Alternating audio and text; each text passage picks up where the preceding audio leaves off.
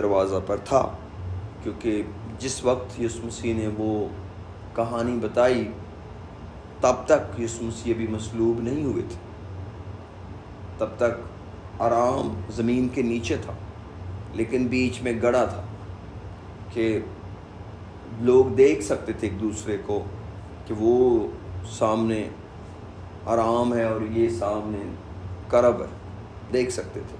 مجھے یہ تو نہیں پتہ لازر دیکھ سکتا تھا کہ نہیں دیکھ سکتا، مگر ایک پکی بات ہے کہ دولت مند دیکھ سکتا تھا، اور وہ دیکھ رہا تھا اور گفتگو کر رہا تھا، اور دونوں ایک دوسرے کی آواز بھی سن رہے تھے۔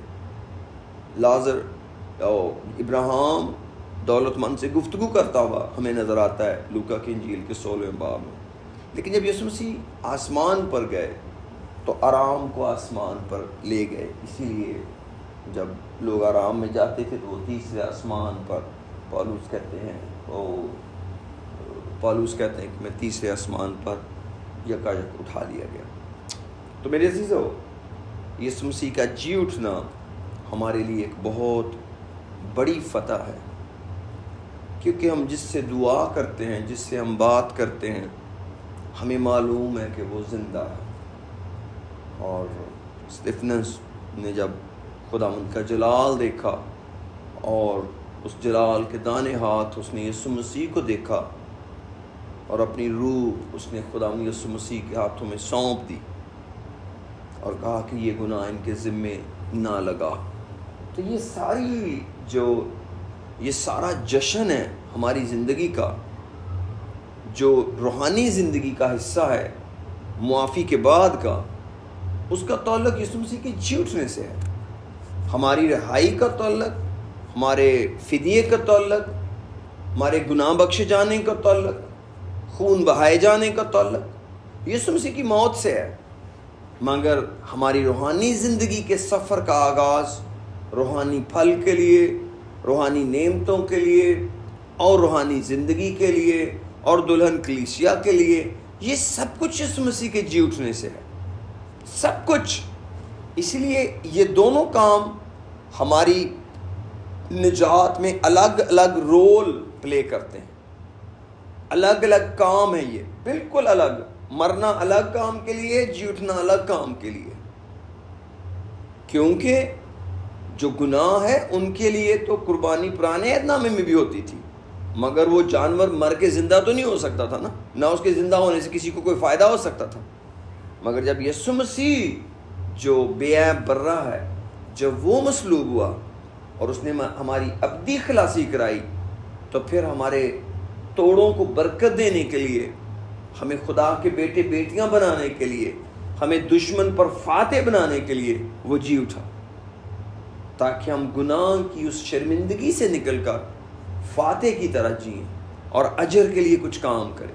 میں چاہتا ہوں میرے ساتھ آپ رومیوز کا 4 باب کھولیں، چند ورسز پڑھوں گا۔ رومیوز کا 4 باب، اس کی بالکل آخری آیتوں میں چلتے ہیں جی۔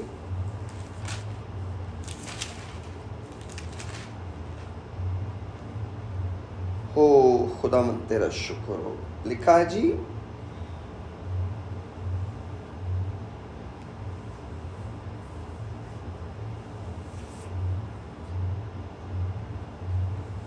ابراہیم کے بارے میں کچھ باتیں ہیں جو ہم پڑھ کے آئیں گے اوپر سے 4 باب کی 17ویں آیت سے۔ یہ کم سے کم یہاں سے پڑھ سکتا ہوں میں، اوپر سے اور بھی پڑھنا چاہیں تو آپ بعد میں پڑھیے گا پلیز۔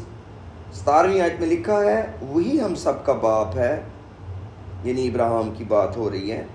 چنانچہ لکھا ہے کہ میں نے تجھے بہت سی قوموں کا باپ بنایا، اس خدا کے سامنے جس پر وہ ایمان لایا اور جو مردوں کو زندہ کرتا ہے اور جو چیزیں نہیں ہیں ان کو اس طرح بلا لیتا ہے گویا کہ وہ ہیں۔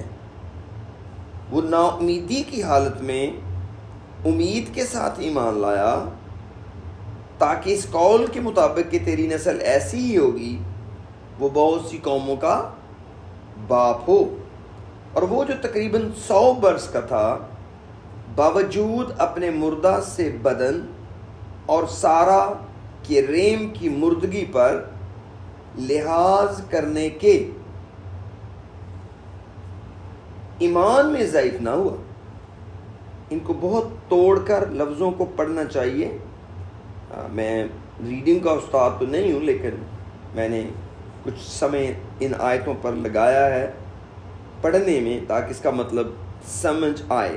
اگر آپ اس کو ترتیب سے ریگولر پڑھیں گے تو آپ کو لفظوں سے معنی نہیں مل سکتے۔ اور نہ بے ایمان ہو کر خدا کے وعدہ میں شک کیا، بلکہ ایمان میں مضبوط ہو کر خدا کی تمجید کی، اور اس کو کامل اعتقاد ہوا کہ جو کچھ اس نے وعدہ کیا ہے اسے پورا کرنے پر بھی قادر ہے۔ یہ ساری باتیں میرے اور آپ کے لیے لکھی ہیں، میں پڑھ بھی اس کو اپنے لیے رہا ہوں اور آپ کے لیے۔ اسی سبب سے یہ اس کے لیے راست بازی گنا گیا۔ یہ بات راست بازی خدا نے کاؤنٹ کی کہ اس کو یقین ہے کہ جو میں نے کہا ہے وہ میں پورا بھی کر سکتا ہوں۔ خدا کے نزدیک انسان کا یہ سوچنا کہ جو کچھ خدا نے کہا ہے وہ اس کو کر سکتا ہے، یہ راست بازی ہے، یہ راست بازی کا قدم ہے۔ اور یہ بات کہ ایمان اس کے لیے راست بازی گنا گیا، 23ویں آیت، نہ صرف اس کے لیے لکھی گئی بلکہ ہمارے لیے بھی، جن کے لیے ایمان راست بازی گنا جائے گا۔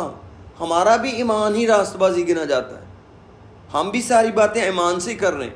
ایمان رکھتے ہیں کہ توبہ سے گناہ معاف ہوتے ہیں، ایمان رکھتے ہیں کہ پانی کے بپتسمہ کے وسیلے گناہ دھلتے ہیں، ایمان رکھتے ہیں کہ روح القدس کے وسیلے ہم پاک بنتے ہیں۔ ایمان کچھ بھی تو نہیں ہے، ایمان ہے کس بات پر؟ کلام پر۔ کہاں لکھا ہے؟ کلام میں لکھا ہے۔ جو کچھ کلام میں لکھا ہے وہ ٹھیک لکھا ہے۔ کیسے ہوگا یہ خدا جانے۔ اور ابراہیم کے پاس تو لکھا ہوا بھی نہیں تھا، اس نے صرف آواز ہی سنی ہوئی تھی اور وہ اسی پر کھڑا تھا۔ اور اس کی 24ویں آیت میں لکھا ہے، 24ویں آیت میں بلکہ ہمارے لیے بھی، جن کے لیے ایمان راست بازی گنا جائے گا، اس واسطے کہ ہم اس پر ایمان لائے ہیں جس نے ہمارے خداوند یسوع کو مردوں میں سے جلایا، وہ ہمارے قصوروں کے لیے حوالے کر دیا گیا، یسوع مسیح گڈ فرائیڈے، اور ہمارے راست باز ٹھہرانے کے لیے یا ٹھہرنے کے لیے جلایا گیا۔ پس جب ہم ایمان سے راست باز ٹھہرے تو خدا کے ساتھ اپنے خداوند یسوع مسیح کے وسیلہ سے صلح رکھیں، جس کے وسیلہ سے ایمان کے سبب سے اس فضل تک ہماری رسائی بھی ہوئی جس پر قائم ہیں، اور خدا کے جلال کی امید پر فخر کریں۔ اور صرف یہی نہیں بلکہ مصیبتوں میں بھی فخر کریں، یہ جان کر کہ مصیبت سے صبر پیدا ہوتا ہے، اور صبر سے پختگی، اور پختگی سے امید پیدا ہوتی ہے۔ یہ جو صبر سے پختگی ہے، پختگی لفظ نہیں ہے، یہ ہے تجربہ۔ صبر کرنے سے آپ کو تجربہ ملتا ہے۔ جب آپ صبر کرتے ہیں آپ کو تجربہ ملتا ہے۔ تجربے کا مطلب ہے ایک جیسی سچویشن میں سے گزرنا، اور اسی کو اردو میں پختگی لکھا گیا ہے، لیکن پختگی سے زیادہ پاورفل لفظ یہ ہے کہ ہمیں تجربہ ملتا ہے، ہم کر کے دیکھتے ہیں۔ جب ہم دکھوں میں سے گزرتے ہیں اور صبر کرتے ہیں تو ان میں سے گزرنا ہمیں آتا ہے، اور ہم کو تجربہ ہوتا ہے کہ کیا کیا ہوتا ہے، اس میں کیا کیا فیلنگ ہوتی ہیں، بندے کے ایمان کے ساتھ کیا ہوتا ہے، بندے کی صحت کے ساتھ کیا ہوتا ہے، بندے کی سوچ کہاں ہوتی ہے، اس کے دل کی گھبراہٹ کا کیا حال ہوتا ہے، اس کی نیند کتنی ہوتی ہے، اس کی گفتگو کیسی ہوتی ہے۔ تو یہ تجربہ ہے، یہ تجربہ ہوتا ہے جب ہم مصیبت میں سے گزرتے ہیں صبر سے۔ لیکن اگر صبر سے نہ گزریں تو کیا تجربہ ہوگا؟ بڑبڑاہٹ، شکایت، کڑنا، رونا، چلانا، الزام لگانا۔ اس کو آپ تجربہ نہیں کہہ سکتے، اس کو تباہی کہہ سکتے ہیں کہ ساری مصیبت کی بربادی ہو گئی کہ ہم نے صبر نہیں کیا۔ اگر صبر کرتے تو پھر خدا کا جلال ظاہر ہوتا اور چیزوں کو تجربہ کر کے دیکھتے، اور جب کوئی اس دکھ میں سے گزرتا اور جب وہ اپنی تنگی بتاتا تو فوراً کہتے ویسے ایسا تو ہوتا ہے، بہن جی، بھائی جی، ویسے اس بیماری میں ایسا تو ہوتا ہے۔ ہم اس کو تجربہ کہتے ہیں۔ لیکن اگر کوئی شخص مصیبت میں صبر نہ کر پائے تو سارے کا سارا جو ٹیکسچر ہے اور ٹیسٹ ہے اور جو فلیور ہے وہ سب کچھ برباد ہو جاتا ہے، کچھ بھی نہیں حاصل آتا۔ اسی لیے لکھا ہے، اور امید، جب ہم تجربہ کرتے ہیں تو اس سے امید ملتی ہے، یعنی کہ خدا کے وعدوں پر بھروسہ آتا ہے، اور امید سے شرمندگی حاصل نہیں ہوتی، کیونکہ روح القدس جو ہم کو بخشا گیا اس کے وسیلے خدا کی محبت ہمارے دلوں میں ڈالی گئی، کیونکہ جب ہم کمزور ہی تھے تو عین وقت پر مسیح بے دینوں کی خاطر ہوا۔ کسی راست باز کی خاطر بھی مشکل سے کوئی اپنی جان دے گا، مگر شاید کسی نیک آدمی کے لیے کوئی اپنی جان تک دینے کی جرت کرے۔ لیکن خدا اپنی محبت کی خوبی ہم پر یوں ظاہر کرتا ہے کہ جب ہم گنہگار ہی تھے تو مسیح ہماری خاطر ہوا، پس جب ہم اس کے خون کے باعث اب راست باز ٹھہرے تو اس کے وسیلہ سے غضب الہی سے ضرور ہی بچیں گے۔ بہت سی خوبصورت ترین آیتیں اس باب کے اینڈ تک ہیں، لیکن میں بنیادی طور پر 25ویں آیت میں آپ کو لانا چاہتا ہوں کہ وہ ہمارے گناہوں کے لیے حوالے کیا گیا، مگر ہمارے راست باز ٹھہرانے کے لیے جلایا گیا۔ آپ سوچیں، میرا دیر تک گناہ میں جینا خدا کے جی اٹھنے کو کتنا چیلنج کرتا ہوگا۔ آپ سوچیں، کسی راست باز کا واپس گناہ میں جانا خداوند کی خالی قبر کو کیسے چیلنج کرتا ہوگا۔ اور کلام کہتا ہے کہ اگر یسوع مسیح جی نہیں اٹھا تو ہمارا ایمان لانا بے فائدہ ہے۔ اس کی وجہ یہ ہے کہ یسوع مسیح جو جی اٹھا ہے وہ ہم کو گناہ کی قید سے، یعنی کہ گناہ کی عادت سے چھڑانے کی پوری قدرت رکھتا ہے۔ اگر وہ جی اٹھا نہ ہوتا تو ہمیں گناہ سے چھڑانے والے کی وہ امید بھی نہ ہوتی، کیونکہ یسوع مسیح باپ کے پاس ہماری شفاعت کر رہا ہے۔ ان آیتوں کو ضرور ہمیں پڑھنا چاہیے۔ 2 آیتیں پڑھنا چاہتا ہوں۔ پہلا یوحنا اس کا 2 باب، پہلے باب کی آخری آیتیں، اور رومیو اس کا 8واں باب۔ تو رومیو کا 8واں باب پہلے آتا ہے، چلو رومیو سے شروع کرتے ہیں اور خداوند کے کلام کی ان باتوں کو سیکھتے ہیں۔ سیکھنا کیا ہے میں تو آپ کے ساتھ شیئر ہی کر سکتا ہوں۔ لکھا ہے جی، پہلے 26ویں آیت پڑھنے لگا ہوں۔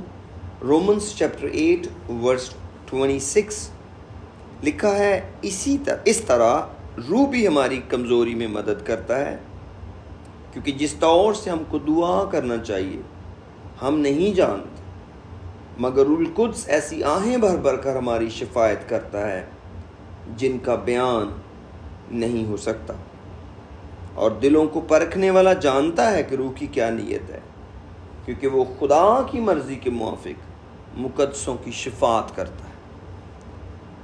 اب جو روح القدس ہمارے پاس ہے یہ ہماری کمزوری میں ہماری مدد کرتا ہے اور خدا کی مرضی کے موافق مقدسوں کی شفاعت کرتا ہے۔ اسی لیے میں کئی دفعہ زندگی میں اپنے آپ کو نمبر 1 پہ اور بہت سے سننے والوں کو نمبر 2 پہ سکھاتا ہوں، بتاتا ہوں، اور بڑی محنت کر کے کہتا ہوں، چلتے پھرتے اٹھتے بیٹھتے غیر زبانیں بولتے رہیں۔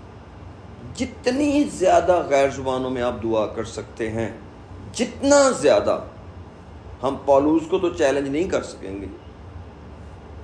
وہ یہی نہیں کہتا کہ میں سب سے بڑا گنہگار ہوں، وہ یہ بھی کہتا ہے میں خدا کا شکر کرتا ہوں تم سب سے زیادہ غیر زبانیں بولتا ہوں۔ کرنتھیوں کو خط میں کہتا ہے میں خدا کا شکر کرتا ہوں کہ تم سب سے زیادہ غیر زبانیں بولتے ہو۔ غیر زبانیں کیا کرتی ہیں؟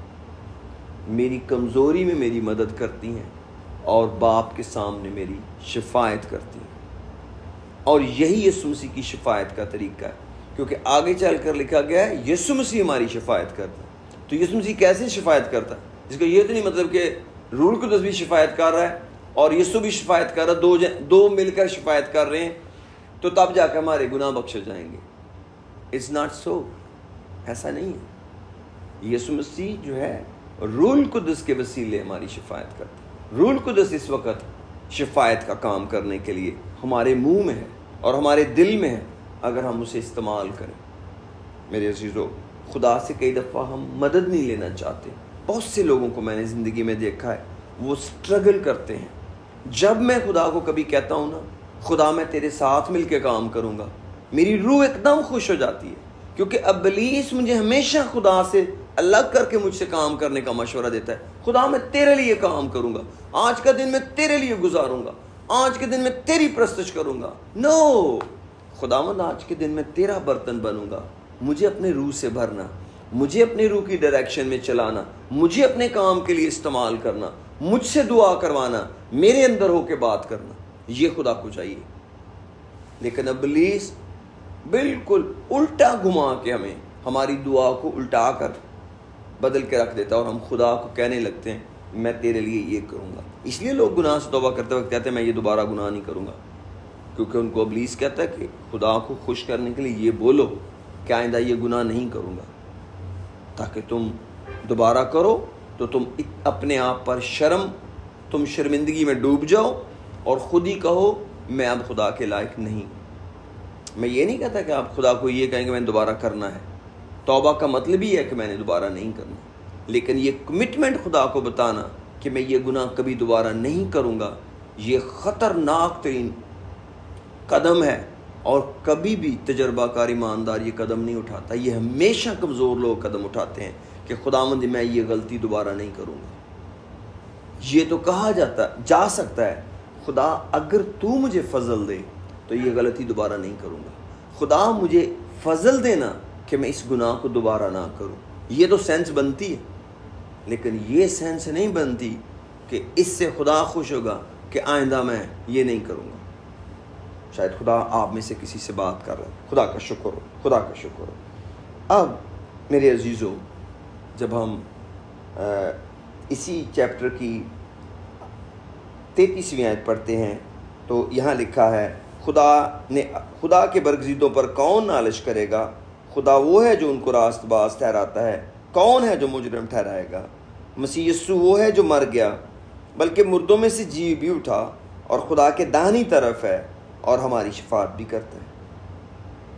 آمین.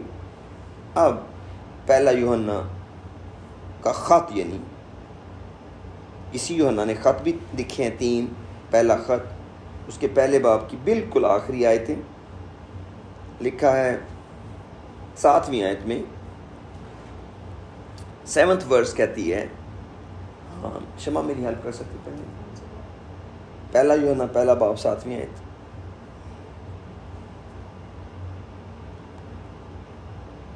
لیکن اگر ہم نور میں چلیں جی لیکن اگر ہم نور میں چلیں تو جس طرح وہ نور میں ہے تو ہماری آپس میں شراکت ہے, اور اس کے بیٹے یسوع کا خون ہم تمام گناہ سے پاک کرتا ہے. پڑھتے جائیں. اگر ہم کہیں کہ ہم بے گناہ ہیں تو اپنے آپ کو فریب دیتے ہیں اور ہم میں سچائی نہیں. اگر ہم اپنے گناہوں کا اقرار کریں تو وہ ہمارے گناہوں کو معاف کرنے اور ہمیں ساری ناراستی سے پاک کرنے میں سچا اور عادل ہے. اگر کہیں کہ ہم نے گناہ نہیں کیا تو اسے جھوٹا ٹھہراتے ہیں اور اس کا کلام ہم میں نہیں ہے. آمین. اور دوسرے باب کی پہلی آیت میں لکھا ہے, میں پڑھتا ہوں. اے میرے بچوں, یہ باتیں میں تمہیں اس لیے لکھتا ہوں. اس کی ریزن یہ ہے کہ جو خط لکھا گیا وہ چیپٹرز میں نہیں لکھا گیا. جان جو ہے اپنی بات جاری رکھے ہوئے ہیں, اور جو دوسرے باب کی پہلی آیت ہے وہ کہتی ہے اے میرے بچوں, یہ باتیں میں اس لیے تمہیں لکھتا ہوں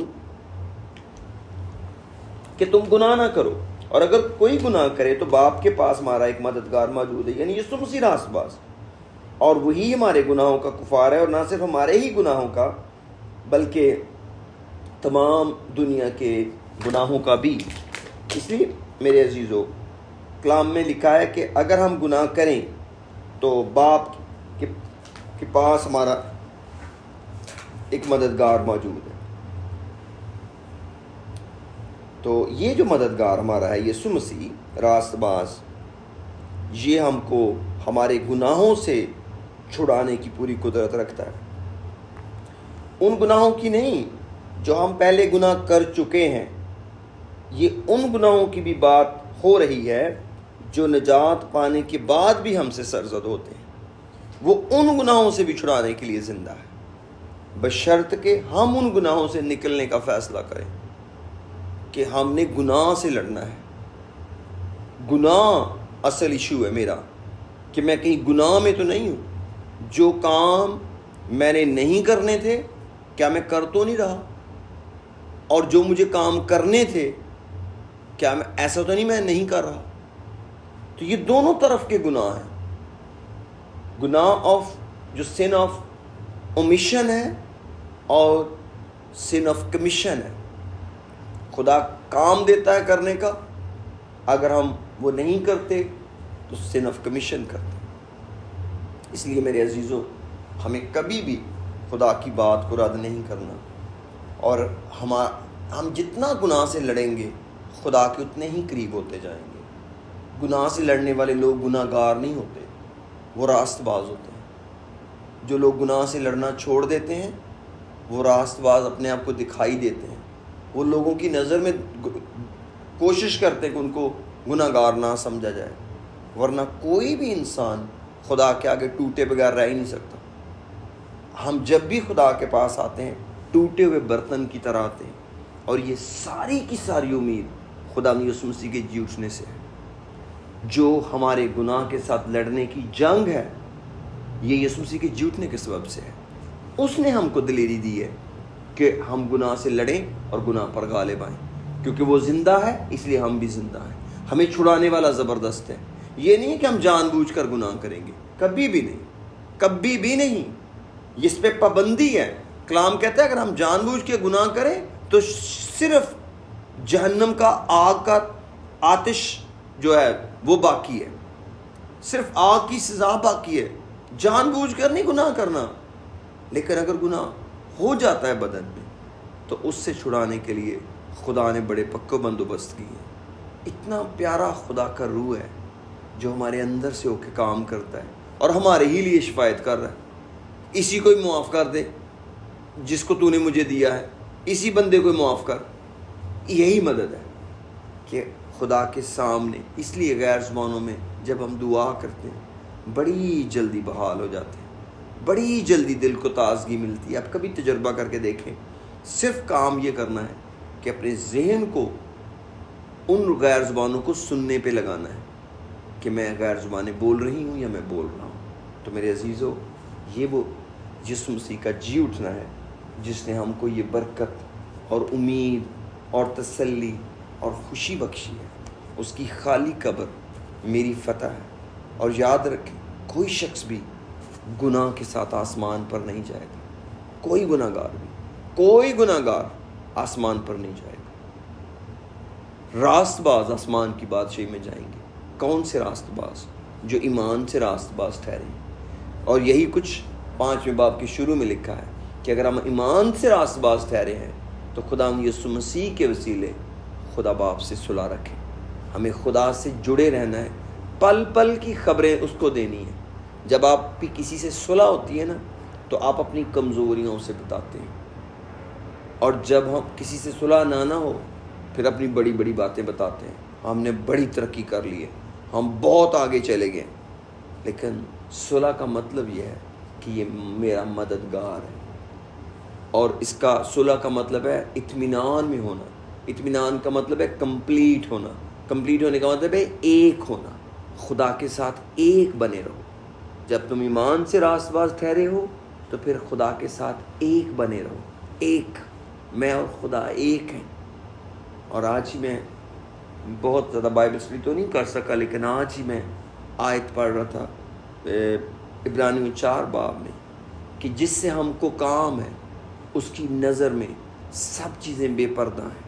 کیا آپ سوچ سکتے ہیں جب میں دعا کرتے ہوئے اپنے گناہ کا اقرار نہیں کرتا تو یہ کتنا خدا کو تنگی دیتا ہے بات، کیونکہ خدا میری زندگی کو جانتا ہے. خدا کو پتہ ہے آج کے ایک ایک پل میں نے کیا کیا ہے. خدا ایک ایسا جج نہیں ہے جو گواہوں کا انتظار کر رہا ہے، بلکہ وہ خود جج بھی ہے اور میرا گواہ بھی ہے. کیونکہ اس کو پتہ ہے، کیونکہ جیسے ہم کہتے ہیں میں نے گناہ کیا تو خدا کہتا مجھے پتہ ہے، میرے سامنے ہی کیا تھا، میں ادھر ہی تھا جب تو نے کیا تھا. تو خدا جج بھی ہے اور ہمارے گناہ کا گواہ بھی ہے. تو جب ہم جھوٹ بولتے ہیں خدا کے آگے اور اپنے گناہ کا اقرار نہیں کرتے تو ججمنٹ تو کر سکتا ہے، لیکن وہ اپنی گواہی کا کیا کرے گا کہ میری آنکھوں نے جس کو کچھ اور کرتے دیکھا ہے، میری آنکھوں تو کچھ اس کو کچھ اور، میرے کانوں تو اس کو کچھ اور بولتے سنا. یہ دعا کیا کر رہا ہے؟ یہ مجھے کیا بتانا چاہ رہا ہے؟ یاد رکھیں کلام میں لکھا ہے، عبرانیوں 4 باب میں لکھا ہے، جس سے ہم کو کام ہے اس کی نظر میں سب چیزیں بے پردہ ہیں. سب چیزیں بے پردہ ہیں، سب چیزیں، ایک ایک بات، ایک ایک موو، ایک ایک خیال. داؤد نے کہا تو میرے خیال کو دور سے جان لیتا ہے. خدا تو بھی خیال پیدا نہیں ہوا ہوتا تو جان لیتا کہ سوچنا کیا ہے، تو چھپائیں گے کیا اس سے. اسی لیے میرے عزیزو خداوند ہمیں راست باز ٹھہرانے کے لیے زندہ ہے. اس لیے نہیں کہ ہماری اچھی اچھی رپورٹیں سنیں، اس لیے کہ ہماری سچی سچی رپورٹیں سنیں. سچ سچ یسوع بولا کرتے تھے، میں تمہیں سچ سچ کہتا ہوں، میں تمہیں سچ سچ کہتا ہوں، تاکہ ہو سکتا ہے ان کو بھی عادت پاڑی جائے سچ بولنے کی، اور یہ بھی کہیں سچ سچ کہتا ہوں، میں سچ سچ کہتی ہوں، میں سچ سچ بولتا ہوں. یسوع مسیح کو کیا ضرورت تھی یہ کہنے کی میں تمہیں سچ سچ کہتا ہوں؟ میرا خیال اتنا تو کسی بندے نے نہیں آج تک بولا جتنی دفعہ یسوع نے کہہ دیا میں تمہیں سچ سچ کہتا ہوں. جبکہ ایک بھی دفعہ کہنے کی ضرورت ہی نہیں تھی یسوع کو. یسوع خدا تو جھوٹ ہی نہیں بولتا، اس نے کبھی جھوٹ بولا ہی نہیں، اس کو کیا ضرورت ہے سچ سچ کہنے کی؟ مجھے لگتا ہے شاید وہ میری عادت بنانا چاہتا تھا کہ تو عادت میں آ جا کہ سچ بولنا سیکھ، کہ میں آپ کو سچ سچ کہتا ہوں. میرے عزیزو سچ خدا ہے، یسوع خود سچ ہے. آئیے اپنے سروں کو جھکاتے ہیں اور اس کی خالی قبر کے لیے، اس کے جی اٹھنے کے لیے شکر کرتے ہیں. اور اگر آپ کو زندگی میں کبھی کوئی مشکل پڑے، کبھی کوئی گناہ، اب کسی اور کے بارے میں اس وقت نہیں سوچنا. میری آپ سے ریکویسٹ ہے ذرا اپنے بارے میں سوچیں اور خدا کا شکر کریں. میرا بچانے والا زندہ ہے، مجھے شفا دینے والا زندہ ہے، میری دعا کا جواب دینے والا زندہ ہے، میری آہو بکاس سننے والا زندہ ہے، میرے اوپر ہونے والا ظلم دیکھنے والا زندہ ہے. جب میں کسی کی شکایت کرتا ہوں یا اپنے بھائی کی شکایت کرتا ہوں، اسے معلوم ہے اس نے کتنا جرم کیا اور میں نے کتنا جرم کیا. اس کو معلوم ہے. میں نہیں خدا کو کنونس کر سکتا فلاں نے میرے ساتھ بہت ہی زیادتی کر دی. خدا ان کو معلوم ہے، کیونکہ ایک گواہ تو وہ خود ہی، دوسرا گواہ میں ہوں. خدا ان جانتا ہے کسی نے میرے ساتھ کیا کیا ہے، خدا ان جانتا ہے. اس لیے خدا ان کو کتنا پیار ہو اگر ہم کہیں خدا ان تو پہلے ہی جانتا ہے، خدا ان تو پہلے ہی جانتا ہے، خدا ان تو پہلے ہی جانتا ہے میری حالت کیا ہے، خدا ان تو پہلے ہی جانتا ہے میری تنگی کیا ہے. ہو کتنا افسوس ہے مجھ پر، کئی دفعہ میں خدا سے یوں دعا کرتا ہوں جسے خدا کو پتہ ہی نہیں ہو. آئیے دعا کرتے ہیں، شکر گزاری کے ساتھ اس میٹنگ کو اینڈ اپ کرتے ہیں. اور میں ایک زندہ امید کے ساتھ آج آپ کو رخصت کرنا چاہتا ہوں. خدا کا بندہ ہوتے ہوئے آپ کا اور میرا بچانے والا زندہ ہے.